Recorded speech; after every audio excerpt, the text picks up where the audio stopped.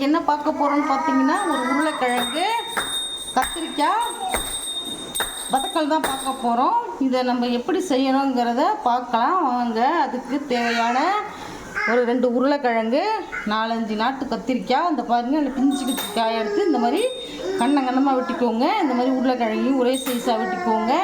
அதுக்கப்புறம் ஒரு பெரிய சைஸ் வெங்காயம், ஒரு சின்ன சைஸ் தக்காளி, இந்த மாதிரி தோலோட பூண்டை நல்லா அம்மியில் வச்சு இடித்து எடுத்துக்கோங்க. அம்மியிலனா உரலில் வச்சு இடிச்சுக்கோங்க. இந்த தேங்காய், இதுதான் தேவையான பொருள். வாங்க எப்படி செய்யலான்னு பார்க்கலாம். இப்போ பாருங்கள், நான் கடாயில் 1 டேபிள் ஸ்பூன் கடலெண்ணெய் ஊற்றி காய வச்சுருக்கேன். 1 ஸ்பூன் கடுகு, 1 ஸ்பூன் உளுந்தம்பருப்பு, 1/2 ஸ்பூன் சோம்பு, 1/2 ஸ்பூன் ஜீரகம்,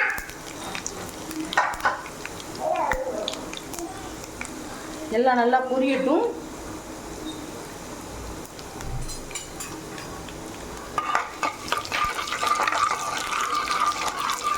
இந்த மாதிரி செஞ்சு பாருங்கள், சூப்பராக இருக்கும். பூண்டை தோலோடமாக இடித்து போடணும், தோலை உரிக்க தேவையில்லை. இப்போ அடுத்தது பாருங்கள், இந்த மாதிரி பூண்டை நான் நல்லா இடித்து வச்சுருக்கேன். இதில் நல்லா போட்டு வதக்கிக்கிங்க. அந்த தோலோடு நம்ம சாப்பிடும்போது சூப்பராக இருக்கும். இந்த மாதிரி வதக்கிக்கோங்க. வாசனை எப்படி வருது பாருங்கள். அடுத்தது ஒரு பெரிய சைஸ் வெங்காயத்தை போட்டுக்கலாம்.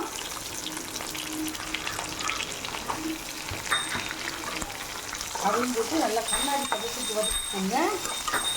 இந்த சமையலில் கருவேப்பிலையே போடல. ஏன்னு கேட்டிங்கன்னா, எங்கள் ஊரில் விடாமல் மழை பெஞ்சிட்டு இருக்குது. அதனால் என்னால் கடைக்கு போக முடியல. கருவேப்பிலை தீஞ்சு போச்சு, அதனால தான் நான் போடலை. நீங்கள் கருவேப்பிலை இருந்தால் போட்டுக்கோங்க. கருவேப்பிலை கொத்தமல்லி இருந்தால் போட்டுக்கோங்க. பாருங்கள், பூண்டு வெங்காயம் நல்லா வதக்கிடுச்சு. இப்போது ஒரு மீடியம் சைஸ் தக்காளியை போட்டு வதக்கிக்கலாம்.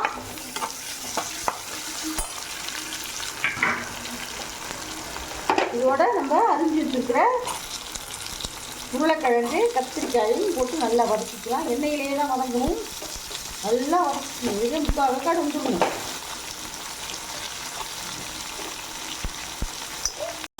இப்போ அந்த டிஷ்ஷுக்கு தேவையான உப்பு போட்டுக்கலாம். பாருங்கள், வாசனை சூப்பராக இருக்குது.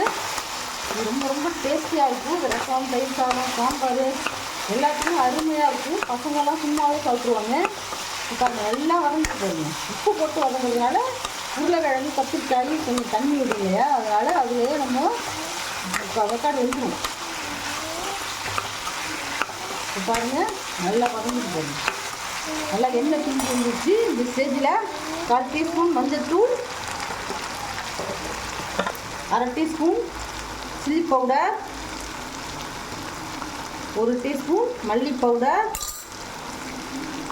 1/4 டீஸ்பூன் பெருங்காயம் போட்டு இதையும் வதக்கிக்கலாம்.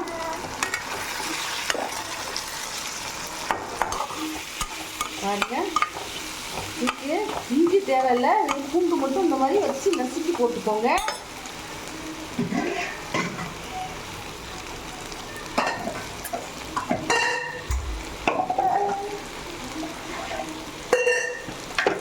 அடுத்தது கொஞ்சமாக தண்ணி ஊற்றிக்கணும்.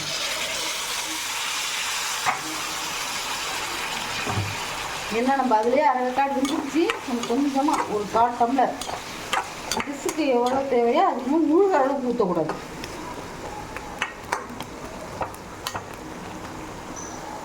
பாருங்கள், இப்போ ஒரு மூடி போட்டு நம்ம 1/2 சிம்மில் வைக்கலாம். ஃபுல் ஃப்ளேம் வேண்டாம், 1/2 சிம்மில் வைப்போம். நல்லா வேகும். நல்லா உருளைக்கிழங்கு கத்திரிக்காய் நல்லா வெந்துருச்சு. இப்போது ஒரு கைப்பிடி தேங்காய் பூ போட்டுக்கலாம். அடுப்பை ஃபுல் ஃப்ளேம் வச்சுக்கோங்க. இதில் கொஞ்சம் கொத்தமல்லி தழை போட்டிங்கன்னா சூப்பராக இருக்கும். என்கிட்ட கொத்தமல்லி தழை தீர்ந்து போச்சு, அதனால நான் போடலை. நீங்கள் இருந்தால் போட்டுக்கோங்க.